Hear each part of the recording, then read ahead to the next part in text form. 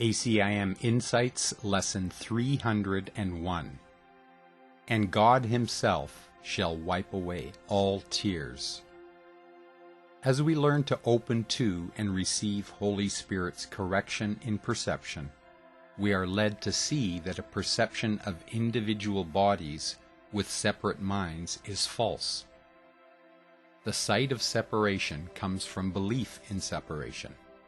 With belief in separation comes guilt and fear. Guilt and fear brings tears or the experience of lack and loss. As we learn to undo this belief in separation with the help of our true self, the tears are wiped away because we see that the separation we believed in is false and never happened. We see that these images of separation just came from false ideas. We quietly lay them down and no longer desire them or want to see them. As we continue the process of laying down all our false beliefs that stem from the false idea of separation, our tears are wiped away many times. We learn to generalize the correction in our perception to every false idea we have been hanging on to. As these false ideas gradually recede from our sight, a new world appears. God's world is the opposite of the world of separation. God's world is all-inclusive. There is a total joining rather than division or separate factions. Differences fall away.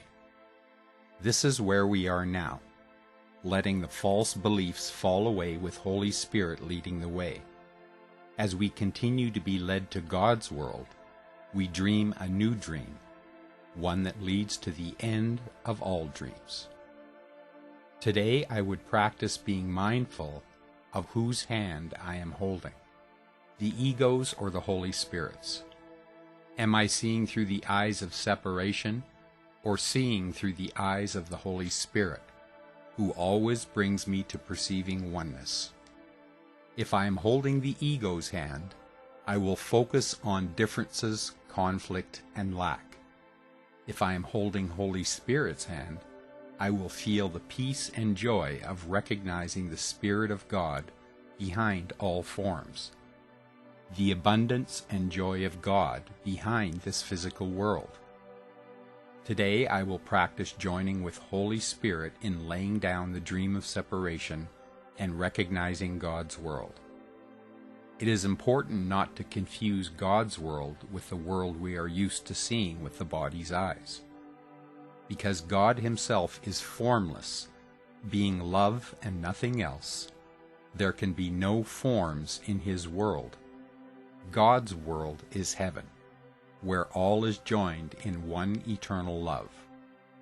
As long as we judge, we cannot know this world, for judgment requires division and separation.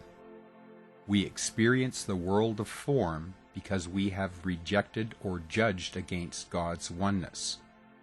Having rejected our source, which means we have rejected love, sadness and depression are inevitable. It is impossible to be happy when we believe we are cut off from love. It is not God who has cut us off. It is we who have denied His love. The judgment against God's love has led to the perception of a world of judgment. All things are separated by some distinction. It is only through differences that we are able to distinguish one form from another. In this world, we believe that judgment is essential for survival. We spend many years in training ourselves how to judge correctly, so that we will be safe and be able to survive. We learn about history so that we can be more effective judges in the present. While we believe we are in this world of forms, judgment is necessary. But it is important for us to learn a new way of judging that is not of this world, if we are to escape the fearful dream of separation. We learn this new way of judging from the Holy Spirit. His judgment is simple. He knows that everything is either real or unreal, and what is unreal can have no effect. As we learn to follow His lead and let Him judge on our behalf, He leads us to the edge of judgment.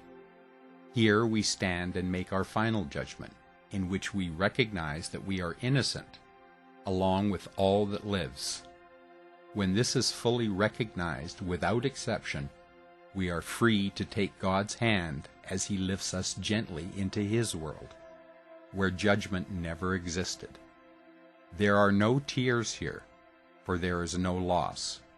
In God's world there is only the eternal extension of love and the joy that comes from giving and receiving with all that is. Today I would take the Holy Spirit's hand and let Him guide all my thoughts. I would let Him judge all things on my behalf, so that I may learn to see the innocence He sees. Thus will I forgive the world and relinquish all judgment, for I desire with all my heart to know God's world.